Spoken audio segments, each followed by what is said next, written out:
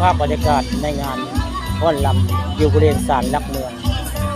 สกลนครนี่มีภาพนางรำในพี่น้องภาพนางร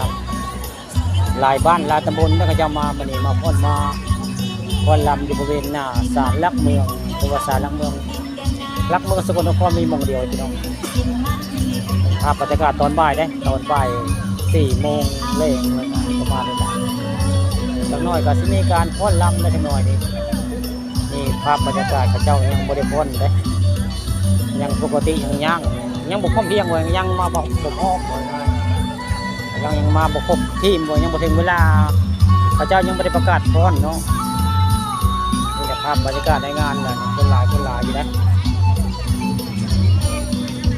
ตอนบ่ายใกล้ค่ำมาดูสิภาพบรรยากาศในงานพระเจ้ามาพ้นงานพ้นศาลหลักเมืองสกลนครมีสุดดำก็มีทั้งสุดบดำได้พระเจ้ามาพ้นนางลำหมดได้เดียวกันได้ก็จะนางลำนี่ภาพบรรยากาศในงานพระเจ้าพากันได้มาในงานนี้ตอนบ่ายภาพบรรยากาศในงานพ้นลำอยู่ศาลหลักเมืองแล้วมันบรรยากาศคนกระลายเติมได้คนกระล่างมาเยอะได้ยังบ่พร้อมเพียงเลย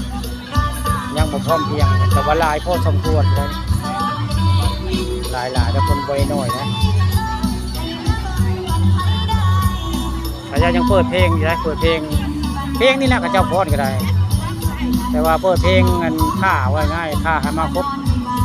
บหลายคนจาก4 พอนเลยนี่แหละภาพบรรยากาศในงานฟ้อนรำบริเวณศาลหลักเมือง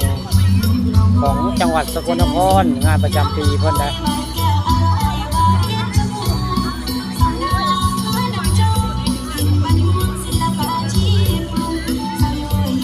นางรำมันคือไปท่าเด็กเท่งนะดูเพื่อนก็ย่างลงมาเลย